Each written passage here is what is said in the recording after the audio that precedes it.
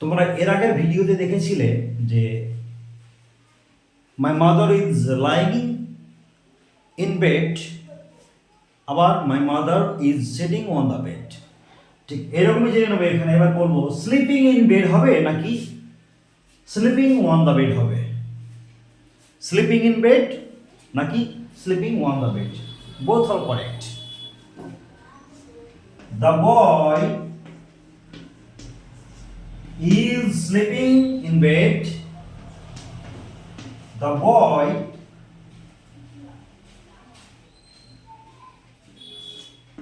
is sleeping on the bed. দুটোই একই জিনিস, কিন্তু একটু পার্থক্য আছে। কি বলতো? এই যে এটা দেখছো না, স্লিপিং ইন বেড মানে এটা হচ্ছে আমরা বিছানায় শুয়ে থাকি অনেকে চাদর মুড়িয়ে, মানে চাদরের নিচে।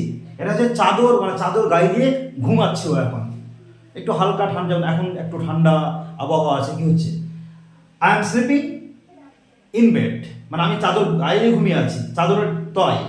আর কি the boy is sleeping on the bed, মানে জাস্ট চাদর ছাড়া, চাদরের উপরে ঘুমিয়ে আছে, নিচে চাদর আছে এবং তার উপরে ঘুমিয়ে আছে।